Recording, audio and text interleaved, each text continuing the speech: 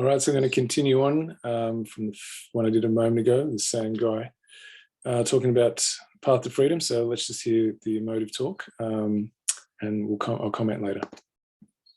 We're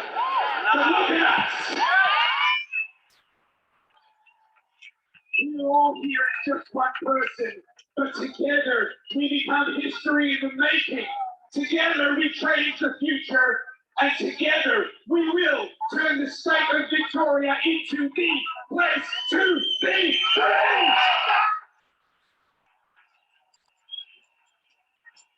All right, so together we will turn the state of Victoria in a place to be free. If you watched my previous one, I gave you the heads up definition of freedom.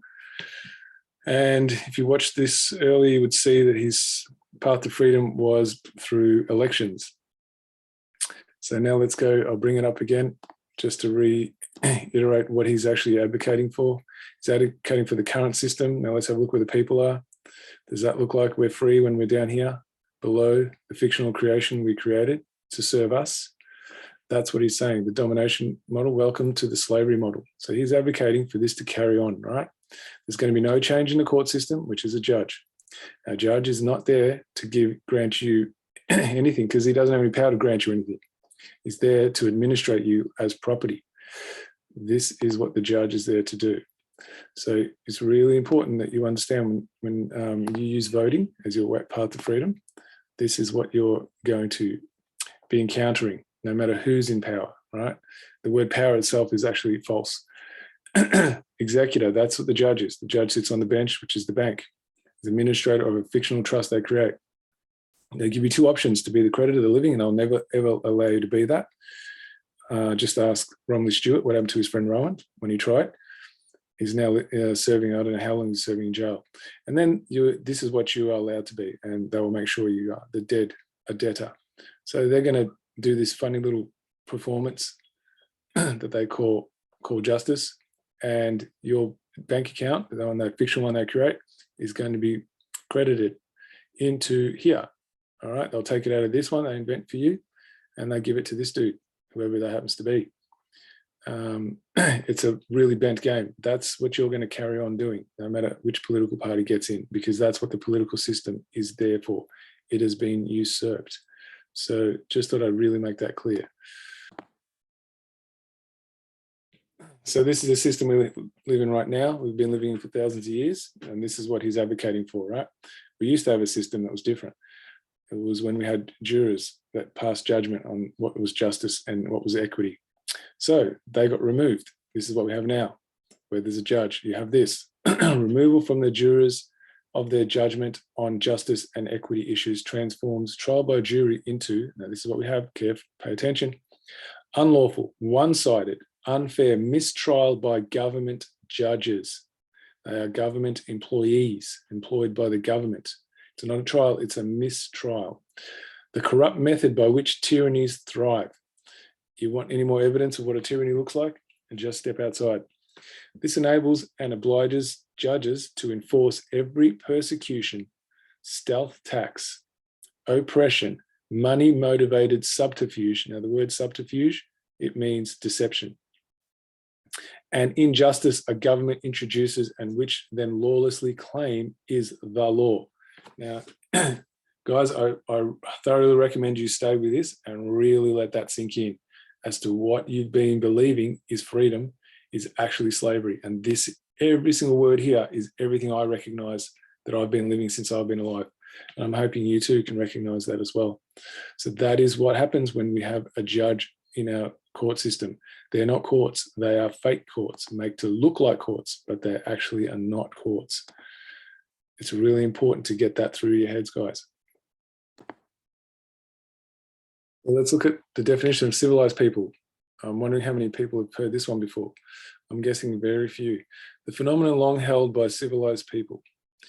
The consciences, I can't say that. I think I spelled that incorrect anyway. Of a common law of 12 form a safer, purer tribunal than those of specially appointed, this is what we have now, specially appointed individuals holding permanent offices, lucratively remunerated. all right, and bound to enforce, that's what the judge is, someone who's lucratively remunerated and bound to enforce government's legislation. That's what happens when you walk into those courts that he's saying he wants you to vote for to keep going. That's what you're going to get. This is where it's done, guys. It's done here in these fake courts. That's where the whole control structure is in place. So bear that in mind when you decide you're going to go voting. So let's look at these statutes that these judges are bound to uphold.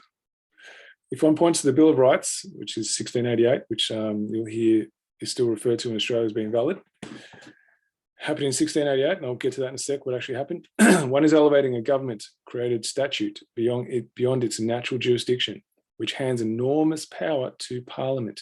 This is where the Parliament is sovereign manta comes from. I wonder how many people know the Parliament is sovereign. That's why they give themselves immunity. It comes from this whole subterfuge that happened here. Conniving and devious power grabbers, that's what government is controlled by, of the late 17th century, remember I said 1688, was when the Bill of Rights came out, instigated this very deliberately to allow their own law, which is a corporate policy, to be regarded as constitutional. So that act to constitute the Commonwealth of Australia, which doesn't exist, that is right there in your face. I don't know how you can miss it now. All righty. They did it deliberately to allow their own corporate policy. And now I'm going to show you how they did it. Because there was a little trap they set for everyone.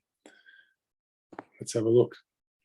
The Bill of Rights, the honey trap for the masses, an act of parliament that was deceptively written to include one or two constitutional libertarian sentiments to draw us in by inserting a meritorious, credible paragraph. By being drawn in, one is accepting and embracing the whole act without realizing that elsewhere the declaration text contained one of the most devastating weapons to the original constitutional safety mechanism. Now, we had this originally in the 1215 Magna Carta. That's the actual constitution that's in play across the entire English Commonwealth today still. We've just never known about it. And I'm going to show you evidence of how I know that's true. So the annihilation of trial by jury and annulment by jury. So this Commonwealth of Australia Constitution doesn't have trial by jury or annulment by jury, and one extra thing it doesn't have in there, which I'm going to bring up now. So this is what you don't know, guys. That's why they keep it from you. That's why you will never find this out unless you look for it, and I'm handing it to you. All right, so hopefully this will actually get you to start looking. All right, so we have our own People's Trinity, right? That triangle before I showed you was their banking corporate structure. We have our own, which they can't allow us to have. So that's trial by jury, where the accused and the legislation's on trial.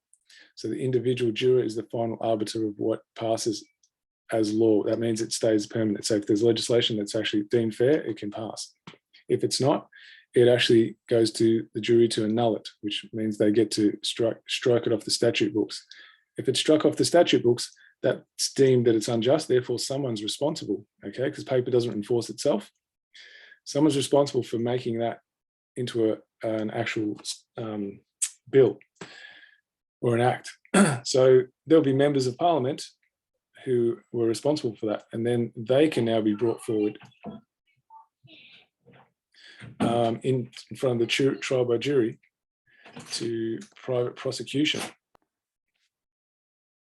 So what that means is that any member of parliament whose name was on that bill that became legislation that was deemed unjust by the jury of the people, because we are supreme, remember we're the sovereign ones, parliament's a fiction, so it can't be sovereign, they can now be brought forward in their private capacity as a man or woman to stand before the people, where they will be judged for common law crimes of commit no loss, harm, whether there's a breach of the peace or whether they committed some fraud.